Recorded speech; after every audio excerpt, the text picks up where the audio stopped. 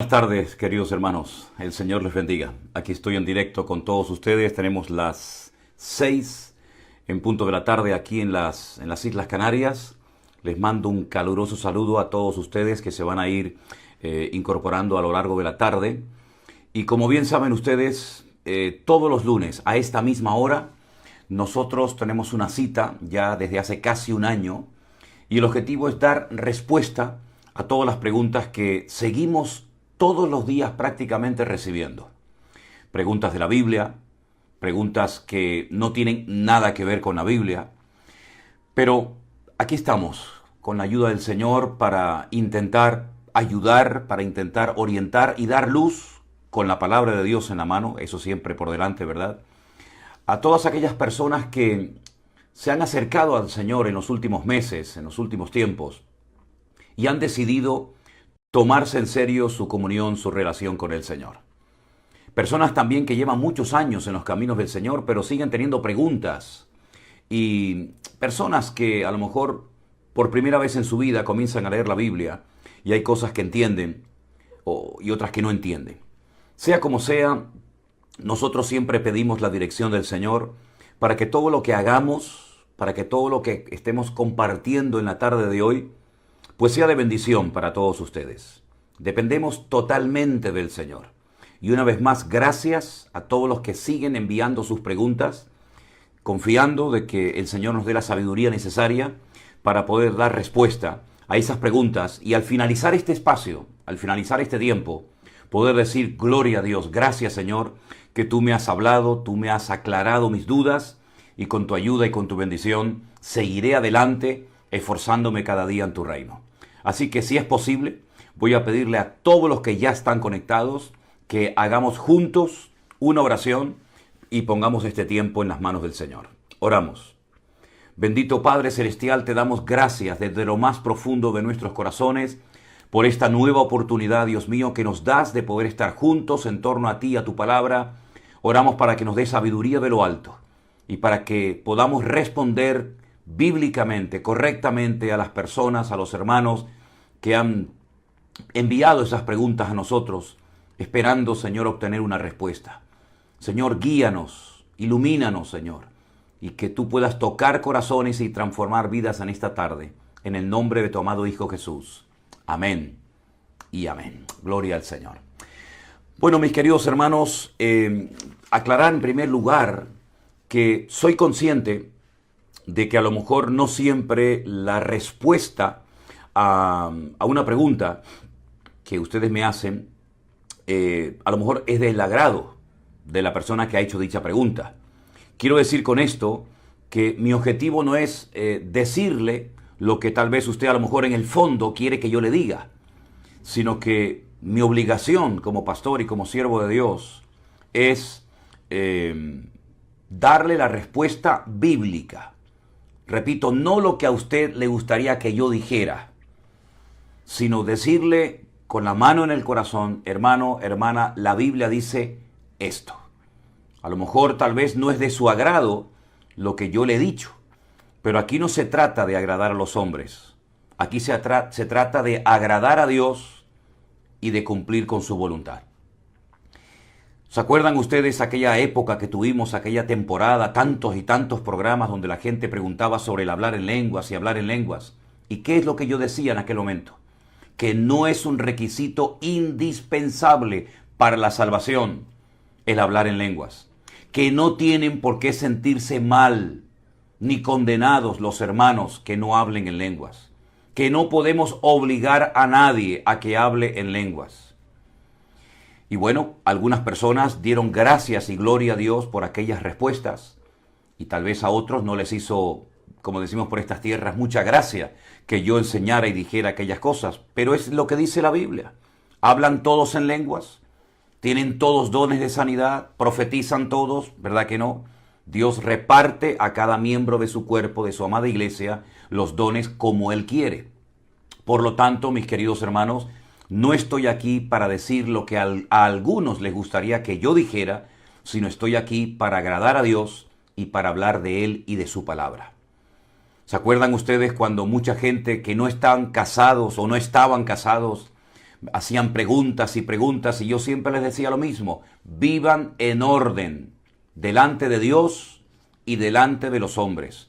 No es bíblico que una pareja llamada cristiana estén conviviendo años y nunca arreglen su situación legal delante de los hombres y delante de Dios.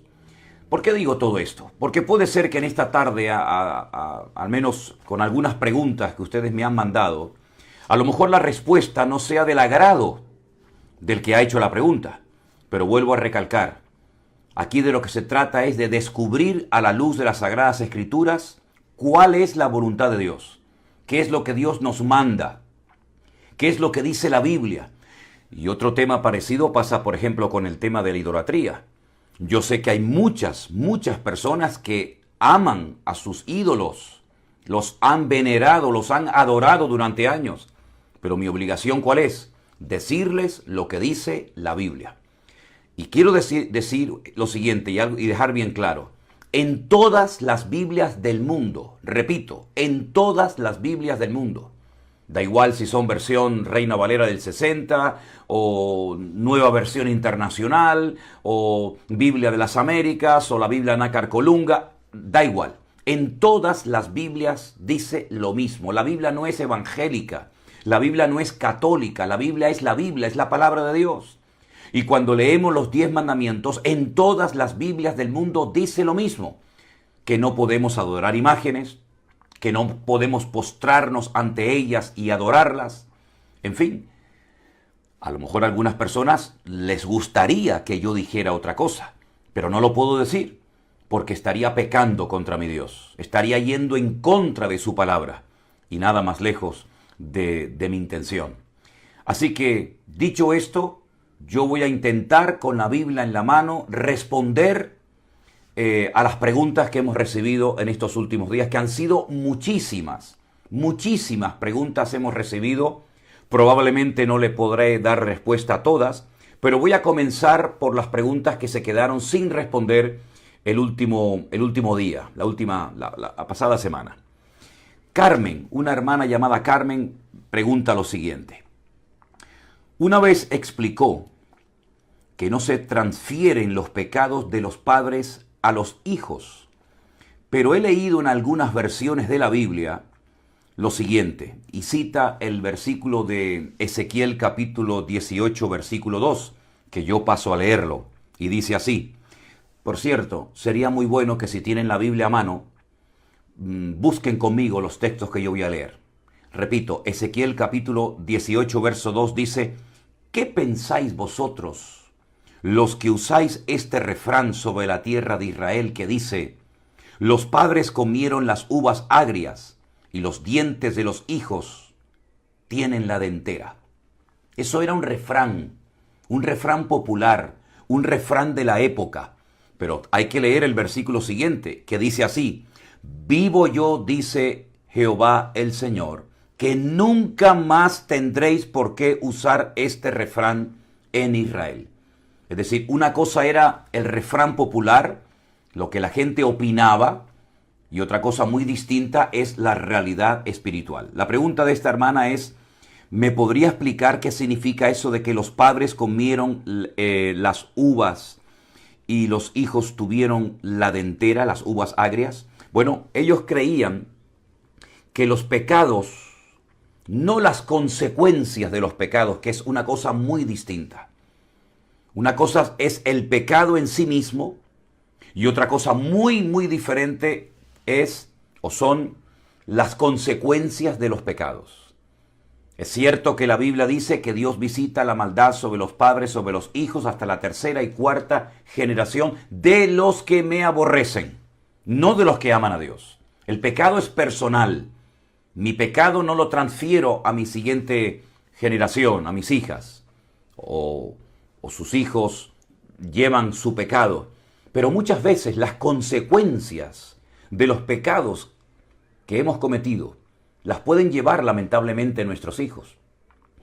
Pero ahora bien, los pecados no se transfieren, como tampoco la salvación se transfiere de padres a hijos, de generación en generación. La salvación es personal. Usted no se puede convertir por sus hijos, por su marido, por su esposa, por sus nietos. No, no, no, no. La salvación es personal, el pecado exactamente igual. Pero, ¿qué ocurre? El resultado de mi salvación, el resultado de mi conversión, pues lógicamente va a bendecir de alguna u otra manera a las personas que me rodean. El gozo, la paz, la alegría, la bendición de sentirme perdonado, saber que el Señor está conmigo, todo eso lo voy a poder transmitir, pero no la salvación. Exactamente igual ocurre con el pecado. La persona que ha caído, por ejemplo, en el alcoholismo, la persona que es un esclavo de las drogas, bueno, es un esclavo. Y las consecuencias a veces en forma de enfermedades las pueden experimentar sus hijos, lamentablemente. Pero el pecado es intransferible. Por lo tanto, el Señor lo que intentaba decirle a aquella generación es, miren, déjense de refranes, porque aquí no se trata de refranes ni de dichos populares, aquí se trata de creer lo que tenemos que creer. Un refrán no deja de ser eso, un refrán, una opinión popular. Pero nosotros no depositamos nuestra fe en refranes. Nosotros depositamos nuestra fe en Dios, en sus promesas y en su bendita palabra. Por lo tanto, eso de que, bueno, yo como las uvas y la sensación de esas uvas agrias la van a experimentar mis hijos, eso no es cierto. Eso era como decir, bueno, yo peco y después le paso el pecado a mis hijos. Eso no es bíblico. Las consecuencias del pecado son una cosa que no tiene nada que ver con el pecado, que es intransferible, como la salvación también lo es. Espero que haya podido responder, querida hermana Carmen, a su pregunta en esta tarde.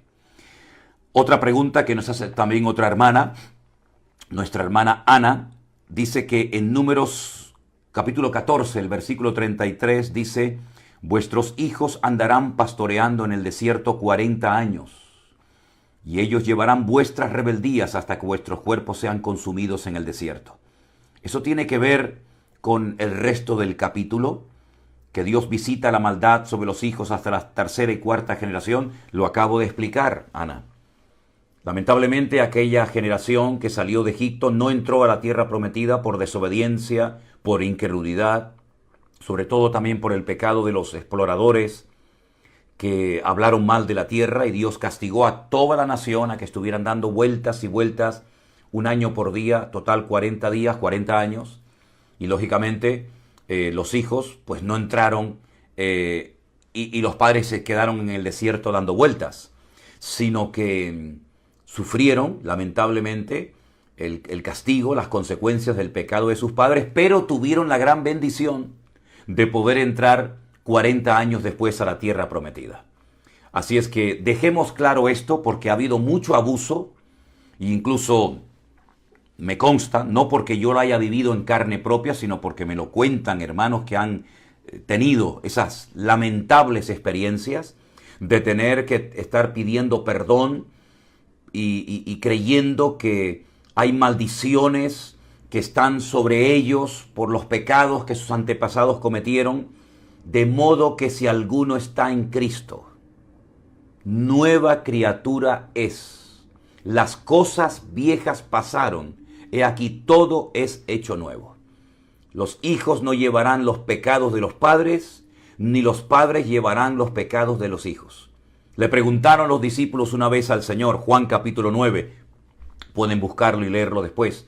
Señor, ¿quién pecó? ¿Este o sus padres para que éste haya nacido ciego? ¿Y qué dijo el Señor? Este ha nacido ciego para que la gloria de Dios se pueda manifestar en él. Es decir, vamos a dejar ya de enseñar cosas antibíblicas, de asustar a los hijos de Dios, de perturbarles en su fe y en su paz interior, y decirles que cuando uno está en Cristo puede vivir tranquilo independientemente de lo que hicieron mis padres, mis abuelos, mis tatarabuelos o mis antepasados. El Señor perdona y olvida, y toda maldición la torna, la cambia, la transforma en bendición. Y si no, estudien ustedes lo que fue la vida de Rahab, la ramera, antes y después de formar parte del pueblo de Dios. Cómo incluso aparece en el árbol genealógico de nuestro Señor Jesucristo. Porque el Señor cambia y transforma las maldiciones en bendiciones. Y siempre y cuando estemos en obediencia y en santidad, usted no tiene que tener ningún temor ni vivir en condenación porque su abuelito fue un hombre terrible, o porque su papá fue un borracho, un alcohólico. Bueno, lo que haya sido él, allá él. Si usted está en Cristo, usted tiene que vivir en libertad, con paz, con gozo en su corazón y no tenerle miedo a nada ni a nadie, y mucho menos a los pecados que otras personas hayan cometido en otros tiempos y en otras generaciones. Así es que esos hermanos que han ido a veces a algunas reuniones, algunos retiros, bueno, pida perdón por los pecados de su padre, porque usted tiene una maldición que ha heredado de sus antepasados. Eso es rotundamente falso. Eso no es entender la libertad gloriosa de los hijos de Dios. Si Cristo le ha hecho libre, sí o no. ¿Usted está en Cristo y es nueva criatura? ¿Sí o no? ¿Cómo es que yo soy una nueva criatura, lavado por la sangre de Cristo? Mi nombre está inscrito en el libro de la vida y yo ahora tengo que estar pidiéndole perdón a Dios por un pecado que cometió mi tatarabuelo.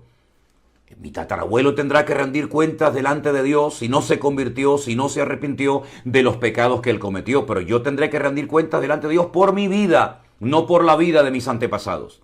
Ya bastante tengo yo con lo mío como para encima estar preocupándome, ¿verdad?, por pecados que yo no cometí, ni tengo absolutamente nada que ver con eso.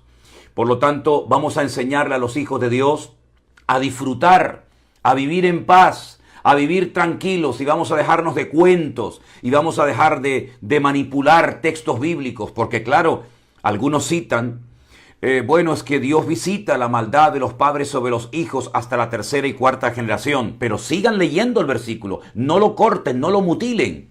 De los que me aborrecen, que no es nuestro caso, de los que me aborrecen. Pero dice la Biblia que sobre 1000 generaciones será bendita la generación del justo. Por lo tanto, vamos a vivir tranquilos, en paz, en armonía con Dios y con nosotros mismos, sin tenerle miedo al pasado, porque nosotros en Cristo no tenemos pasado. El Señor nos ha perdonado todos nuestros pecados, los perdonó el Señor el día que nos arrepentimos. ¿O no? ¿O no nos perdonó el Señor todos los pecados? ¿Cuánto nos perdonó el Señor el día que le pedimos perdón a Él? ¿La mitad? ¿El 35%? ¿El 75%? ¿O todos los pecados nos perdonó el Señor? La obra de Cristo en el creyente es perfecta y es completa. Y estamos completos en Dios. No nos falta nada. Lo que tenemos que pedir es que Dios nos dé la sabiduría para usar lo que ya tenemos y no estar todo el santo día pidiendo y pidiendo cosas que ya el Señor desde el día que te convertiste ya te dio, pero que no te has dado cuenta que las tenías. Por ignorancia, por falta de conocimiento, por una mala enseñanza, etcétera, etcétera. Bueno, avanzamos, mis queridos hermanos, si les parece.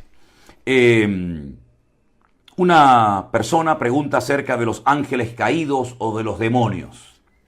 ¿Pueden mantener relaciones con humanos? Bueno, en el mundo satanista, me consta porque hay hermanos que han estado muy metidos en este mundo, incluso algunos pastores, amigos míos, pienso ahora mismo en el pastor, amigo mío de Milano, Antonio Panocchia, que estuvo muy metido en ese mundo del satanismo. Evidentemente todas estas experiencias de lo que llaman súcubo, incubo, parece ser que hay personas que han tenido este tipo de experiencias, pero a nosotros los cristianos no nos tiene que preocupar nada de lo que el enemigo haga en sus aliados o en sus clientes o en sus partidarios, porque nosotros hemos pasado de ese bando de las tinieblas a la luz admirable y gloriosa y bendita del Señor Jesucristo. Que pueden tener o tienen algunas personas este tipo de experiencias con demonios o con espíritus inmundos, pues probablemente sí. Me consta porque he oído testimonios de hermanos y de hermanas que tuvieron este tipo de experiencias, pero a nosotros no nos llama la atención nada de esto.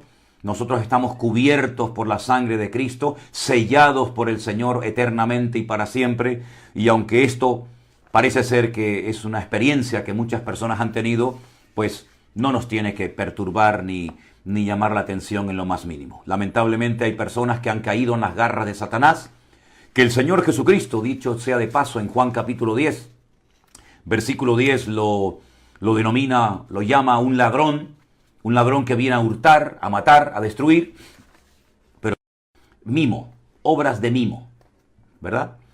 Dice que un grupo de hermanas de su iglesia se visten de negro con guantes blancos. Es que esa es la forma como se visten los que van a hacer una obra de mimo, ¿verdad? Me han hecho sentir mal porque yo no me he sumado a ese grupo. ¿Tiene usted, pastor, alguna explicación de ello? Bueno, yo lo que le puedo decir que en la actualidad nosotros no estamos haciendo esto, pero hace muchos años nosotros salíamos a las calles a evangelizar y teníamos un grupo de jóvenes que se vestían en las obras de mimo para que se destaque los gestos y todo lo que se intenta transmitir con gestos y no con palabras, pues se vestían de negro con guantes blancos, incluso hasta se maquillaban la cara de blanco y hacían obras de mimo, obras que tenían que ver pues con cosas relacionadas con el evangelio, con la mala vida que alguna persona había llevado hasta que se encuentra con Cristo y resulta ser liberado. Y después de esta dicha obra de mimo, pues yo pasaba a predicar la palabra o algún hermano pasaba a dar testimonio. Yo en principio no veo nada malo en eso, hermana. Usted no tiene por qué sentirse mal porque haya unas hermanas en su congregación que hagan obras de mimo, vamos a ver, siempre y cuando sean obras de mimo o de pantomima, como usted las llama, cuya finalidad sea evangelizar y atraer las almas hacia Cristo. Espero que sea con ese objetivo. Pero por otra parte, usted dice que no lo encuentra bíblicamente. Bueno, hay muchísimas cosas que usted no va a encontrar bíblicamente. Por ejemplo, que se predique el evangelio por Facebook o por YouTube. ¿Dónde hay un ejemplo bíblico de Facebook o de YouTube o de redes sociales en la Biblia? Vamos a ver, el evangelio es el mismo, pero los sistemas, las formas de evangelizar, de alcanzar a las personas hoy en día son completamente diferentes. Hoy en día tenemos canales de televisión, radio, satélites, internet, redes sociales, micrófonos, barcos, aviones. Es decir, el mundo ha evolucionado y siempre y cuando, repito y subrayo, siempre y cuando utilicemos la tecnología para difundir el evangelio y predicar la palabra de Dios, gloria al Señor. Es decir, sin las redes sociales, sin este canal de Facebook, que no lo ha fundado un cristiano, no lo ha inventado un creyente lleno del Espíritu Santo, un pastor evangélico, sino una persona que probablemente, no sé, no lo conozco personalmente, a lo mejor no es ni creyente, pero que gracias a este invento extraordinario, en este momento miles de personas en muchas partes del mundo están siendo ministradas o alcanzadas con la palabra de Dios. Por lo tanto, el que no encontremos algo que se hace hoy en día para difundir el evangelio en la Biblia, no significa de que sea malo. Ahora bien, esta hermana me sigue diciendo en su pregunta que asiste con su esposo a una iglesia donde han colocado juegos de mesa, han puesto una mesa de billar, y estoy convencida de que debo marcharme de ahí, pero mi esposo está muy apegado, muy contento con esa iglesia. ¿Cómo debo de manejar la sujeción a mi esposo en este caso? Le saludo desde Puerto Rico y oramos por usted. Vamos a ver, la sujeción a su marido y encima convertido, encima cristiano y miembro de una iglesia, no se negocia, hermana. La Biblia no dice que la esposa tiene que estar sujeta a su marido siempre y cuando su marido asista a una iglesia a la que usted en la que usted esté contenta. Si su marido es cristiano, primeramente dele gracias a Dios de que su marido es convertido y se está congregando.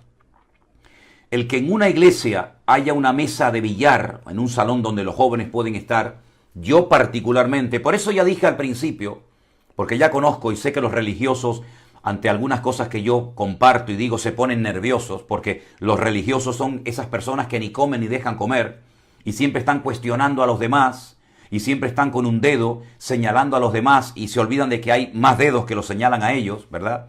Por eso dije al principio que puede ser que algunas respuestas que yo he dado en el pasado o dé en el día de hoy, a lo mejor a alguno no le haga gracia. Yo le voy a poner un ejemplo. Nosotros tenemos una mesa de ping-pong en nuestra iglesia. Los jóvenes apenas o prácticamente nunca la usan, pero yo prefiero que un joven, los jóvenes de nuestra congregación, estén jugando en una mesa de ping-pong o hasta de billar dentro de un salón habilitado para que ellos puedan estar entretenidos y puedan pasar las tardes con otros jóvenes cristianos, a que se vayan al mundo a hacer, vete tú a saber qué otra cosa. Por lo tanto, no seamos a veces tan religiosos, tan cerrados. ¿Qué problema hay que en una congregación, en una iglesia, en un salón de jóvenes, haya estos dardos que se tiran, una mesa de ping-pong, una mesa de billar, unos ordenadores para que los jóvenes estén, digamos, en internet, una especie de ciber, ¿verdad? Vamos a ver,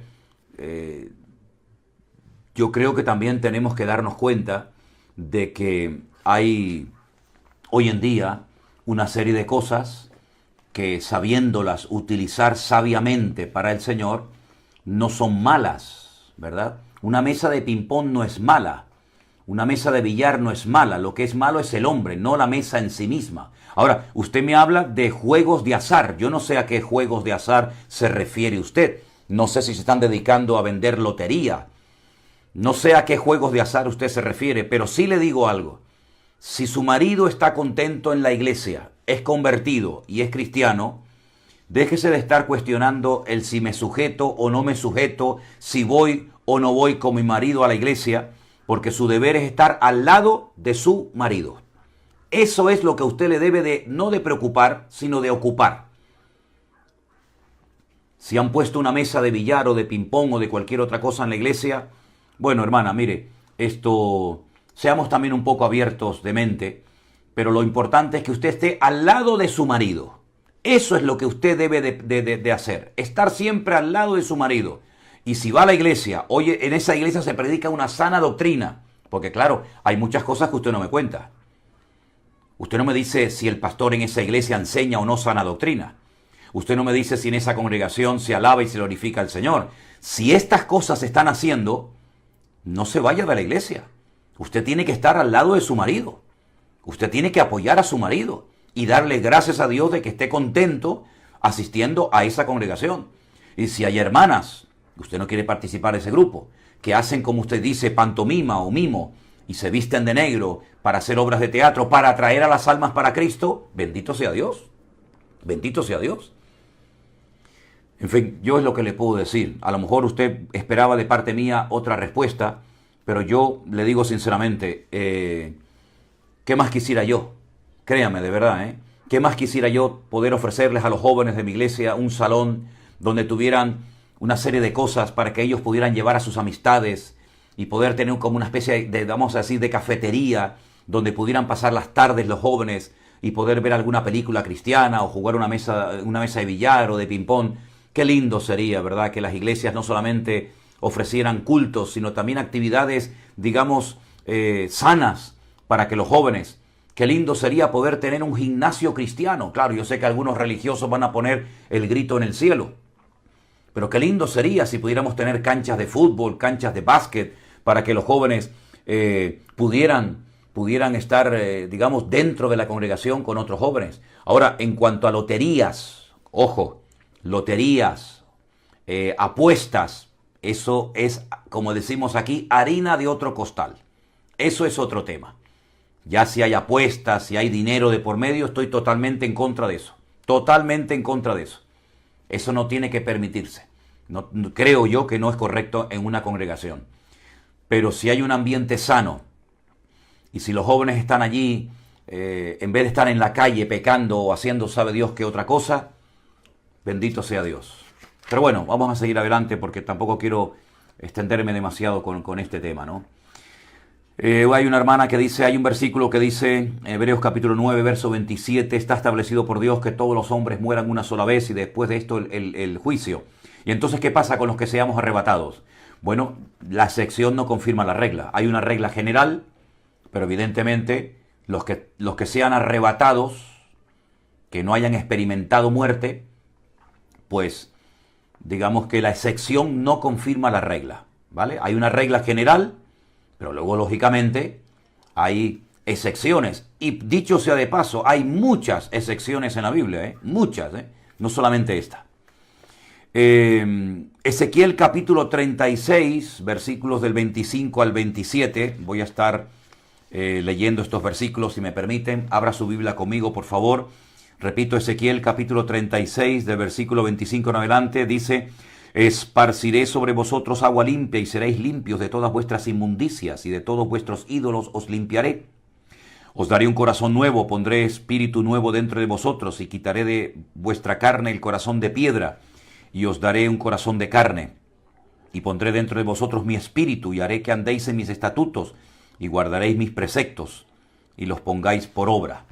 La pregunta de esta persona es, ¿esto quiere decir que Dios hace cambiar el corazón de la gente, su mentalidad, volverlo otra vez a su camino? Pregunto, ¿esto significa de que Dios anula el libre albedrío de la persona para que hagan su voluntad? No, Dios no anula el libre albedrío de nadie. Dios está aquí expresando un deseo, un anhelo, algo que Él va a hacer en el futuro. Les recuerdo que el capítulo 36 del libro de Ezequiel es un capítulo que nos habla de una restauración futura del pueblo de Israel. Restauración que tiene, digamos, como dos partes. Una restauración nacional, cosa que ya se ha producido. Ya hay un país que se llama Israel, con su himno, con su bandera, con sus fronteras. Y una restauración espiritual, que aún no se ha producido, ¿verdad? Entonces, cuando usted me dice que si este versículo significa que Dios va a anular el libre albedrío de la persona, rotundamente no. Dios no va a anular el libre albedrío de nadie. Pero Dios, nuestro Dios, que conoce perfectamente el futuro, expresa en estas palabras del capítulo 36 del libro de Ezequiel el deseo que Él tiene de restaurar espiritualmente al pueblo de Israel. Y por otros pasajes bíblicos sabemos que el pueblo de Israel llegará un momento en el que reconocerán al Mesías, al Señor Jesucristo, como el Mesías verdadero. Por lo tanto, cuando esa restauración, cuando estas promesas que Dios ha dado al pueblo de Israel se cumplan, es porque ya habrán reconocido al verdadero Mesías. Por lo tanto, no es que Dios anule la voluntad de nadie, sino que Dios, sabiendo y conociendo perfectamente de antemano el futuro, porque Él es omnisciente, lo sabe todo, pues Él está expresando su deseo de que va a cambiar el corazón de la nación, porque Él ya ha visto, si me permiten la expresión, Él ya ha visto la película, Él ya conoce el futuro perfectamente, porque en Dios ya el futuro como que ya forma parte del pasado. Pero no es que Dios anule la voluntad ni el libre albedrío de nadie. Como se ha dicho en muchas ocasiones, Dios es un caballero y respeta, aunque sea equivocada, la voluntad del hombre. Dice, si yo oro y oro y oro por la conversión de mi familia, ¿puedo confiar plenamente de que serán tocadas por el Espíritu Santo? ¿Sí o no? Bueno, con esa intención debemos de orar. Oramos con la intención de que Dios toque el corazón de nuestros seres queridos, de nuestros amigos y de nuestros familiares y se conviertan. Lógicamente oramos con esa fe. La obra, quien la hace al fin y al cabo, es el Señor. Dice, esta promesa de Ezequiel es para nosotros, vamos a ver, respetando el contexto de Ezequiel capítulo 36, esto tiene que ver con el pueblo de Israel. Por eso he dicho muchas veces que es muy importante leer todo el contexto para no sacar textos del contexto y formar pretextos, ¿sí? Este es un capítulo que tiene que ver directamente con la restauración nacional y futura, también restauración espiritual del pueblo de Israel. Pero usted siga orando, sean o no estas promesas para usted siga orando, porque hay otras promesas igual de hermosas o mejores que estas, porque no se olvide que en el Nuevo Testamento la Biblia dice en la carta a los Hebreos que tenemos mejores promesas hechas sobre un mejor pacto, ¿verdad?, que aquellas que antaño dio el Señor al pueblo de Israel. Por lo tanto, siga orando y confiando de que sus familiares, en la medida en que usted les dé testimonio, en la medida en que usted ore por ellos, pues van a ser tocados sus corazones y van a conocer a Cristo como el Señor y Salvador de sus vidas, ¿verdad? Omar de Ávila pregunta, en Cartagena de Indias, Colombia, hay muchas iglesias unitarias, incluso iglesias pentecostales unitarias. Esto es algo raro, pero bueno, si usted lo dice será así. Pastor, ¿me puede explicar qué significa la doctrina unitaria? No es correcta, ¿verdad?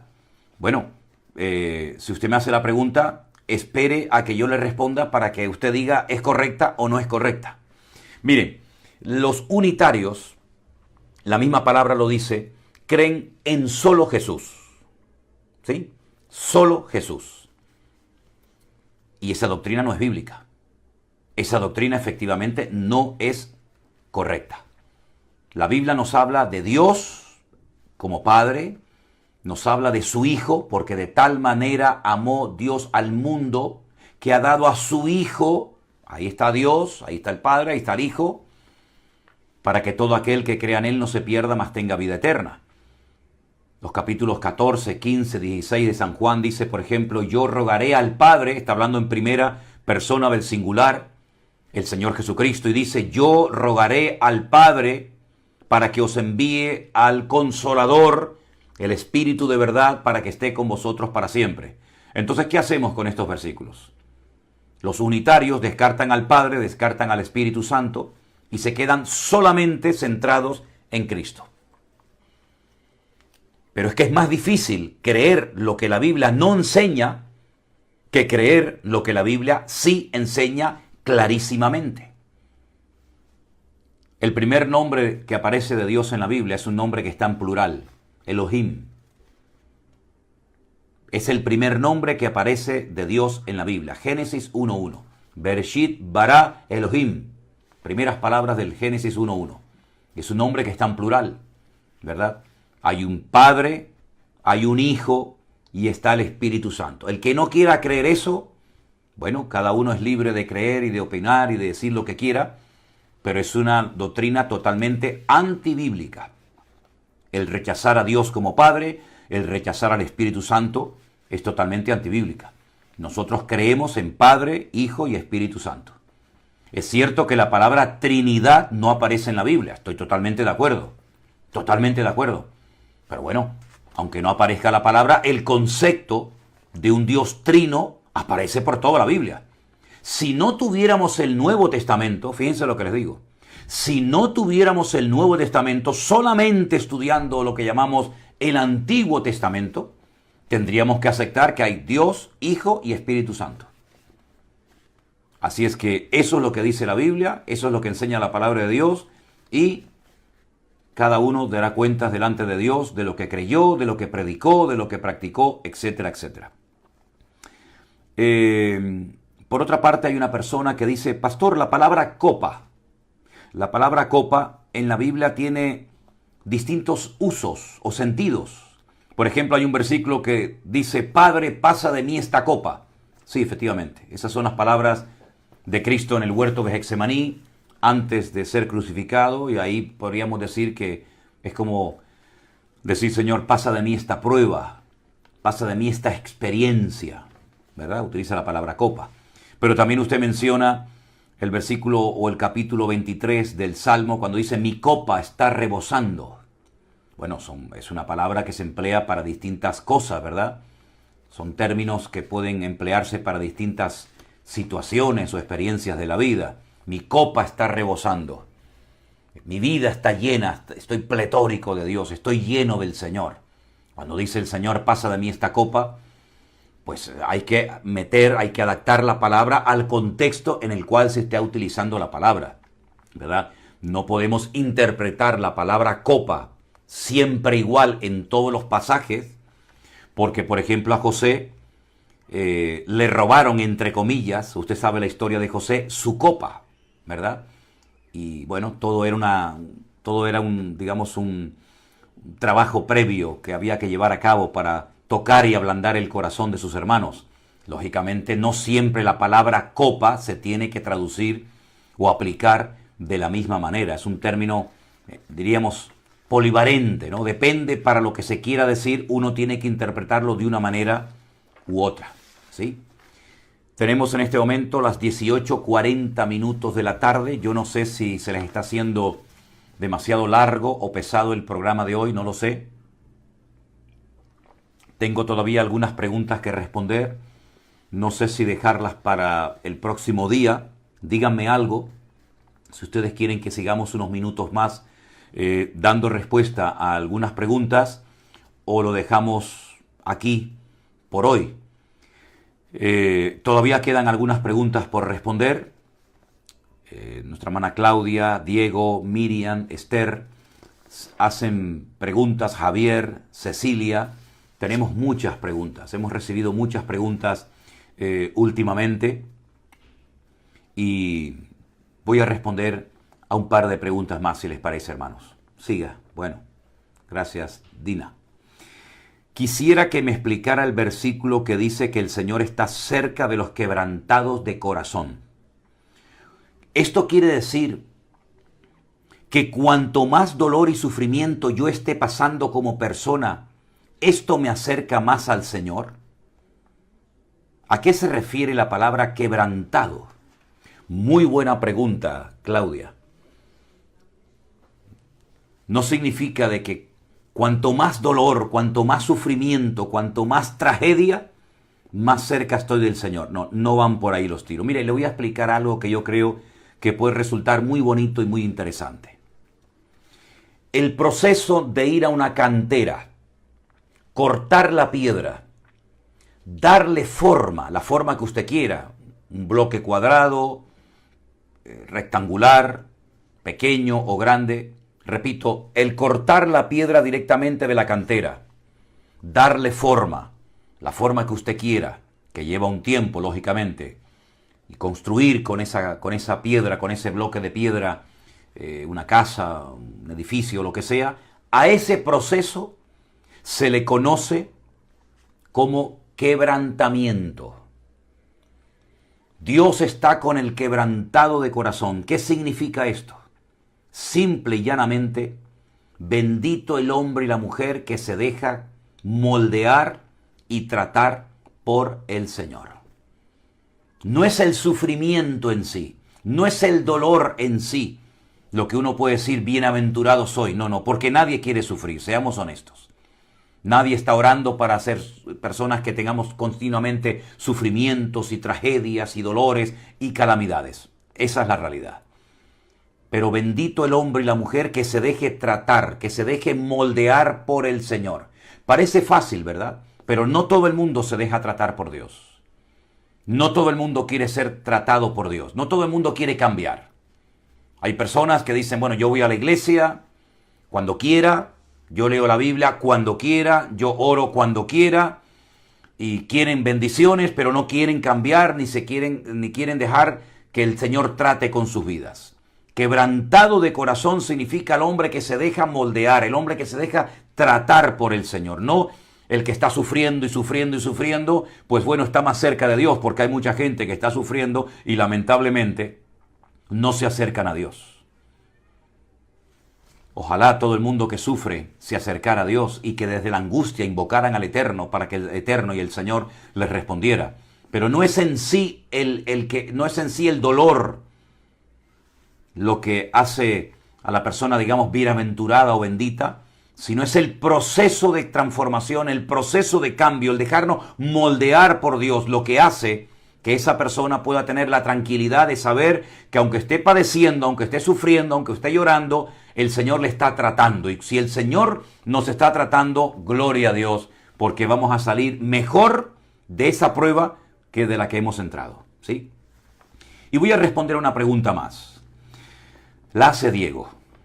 Diego dice que en 1 de Timoteo capítulo 4, los versículos 11 y 12 dice, pero las viudas más jóvenes no admitas, porque cuando impulsadas por sus deseos se rebelan contra Cristo, quieren casarse, incurriendo así en condenación por haber quebrantado su primera fe. Luego más adelante en el versículo 14 dice, quiero pues que las viudas jóvenes se casen y críen hijos. Dice, si en el versículo 11 las jóvenes al parecer se rebelan por tener deseos de querer casarse, ¿por qué luego Pablo le manda a que se casen? ¿A qué se refiere con haber quebrantado su primera fe? Vamos a ir por partes. Había una serie de colectivos en la época del apóstol Pablo, en la época de los tiempos bíblicos, que eran los colectivos más débiles, los más abandonados, los más vulnerables, que eran las viudas, los huérfanos, los extranjeros, ¿vale? Por consiguiente, el apóstol Pablo le está dando instrucciones concretas y específicas a Timoteo, que ahora es el pastor de Éfeso, de la ciudad de Éfeso, para saber cómo atender a las viudas, pero no a todas las viudas, sino a un tipo de viudas que habían quedado solas, sin hijos, que no tenían ningún tipo de recursos para poder sobrevivir, no tenían familia.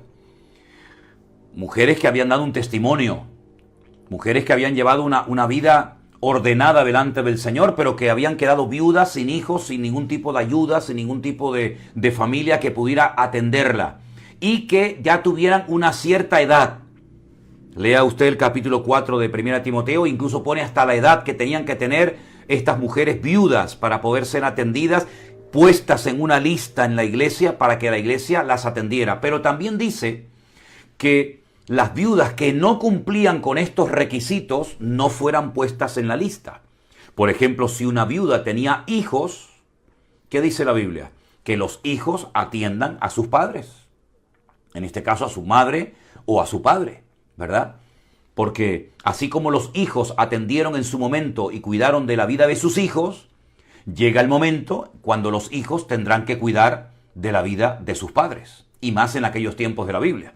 Ahora pueden entender ustedes lo trágico que tuvo que ser para Noemí, para Ruth también, el haberse quedado viudas. Noemí sin marido, sin hijos, estaba destinada a la miseria, a la pobreza, a estar por las calles pidiendo limosna para poder comer. Ahora, Pablo también habla de viudas jóvenes, que les dice cásense. Y también habla de unas viudas que habían dejado su primera fe, se habían apartado del Señor, se habían enfriado, y que se habían rebelado contra Cristo. La rebelión no consistía en que se querían casar, porque si no es una incoherencia. ¿Qué hago? ¿Me caso o no me caso? Si Pablo les dice, cásense, el rebelarse contra Cristo evidentemente no consistía en querer casarse, porque es el mismo apóstol Pablo el que les anima a las viudas jóvenes a que se casen y no estén tonteando, ni perdiendo el tiempo, ni quemándose, ¿verdad? Ahora, si se rebelaban contra Cristo, si habían dejado la santidad, la obediencia, el orden, lo que se llama aquí la primera fe, ¿sí? ese encuentro inicial, esa vida de santidad, la habían dejado, pues evidentemente estas mujeres no podían ser atendidas ni cuidadas por la iglesia. Pero yo siempre digo que cuando un padre, cuando una madre quedan solos, no tienen ayuda, están enfermos, son ya mayores, los responsables de cuidar de sus padres no es la iglesia, son los hijos. No se olviden nunca de eso. La iglesia no es un banco. La iglesia no tiene que atender a mujeres que tienen familia y que tienen hijos. Otra cosa muy distinta es que una mujer o un señor no tenga hijos, no tenga esposa, no tenga marido, quede totalmente solo, ha sido un buen hermano, un hermano consagrado, un hermano comprometido, ha llegado a una cierta edad y está solo en la vida. ¿Cómo lo vamos a abandonar a este hermano? La iglesia, lógicamente, tiene que ayudarlo a terminar el resto de sus vidas, pues con sus necesidades cubiertas, dentro de las posibilidades de la congregación. Pero cuando una mujer, viuda o separada, o ya enferma o con una cierta edad, o un hombre, ha quedado solo, pero tiene algún hijo, alguna hija, son sus hijos los que tienen que cuidar de sus padres y no la iglesia, ¿verdad? Por lo tanto, no era pecado volver a casarse en el caso de las viudas jóvenes. El problema no estaba en eso. El problema estaba que se habían rebelado contra Cristo. Y a lo mejor querían casarse con cualquiera que se les presentara en el camino. Usted sabe que una persona viuda, sea hombre o mujer, se puede volver a casar siempre y cuando sea con alguien cristiano. No casarse con un rico, aunque no sea cristiano. No casarse con cualquiera, sino casarse con un hombre y con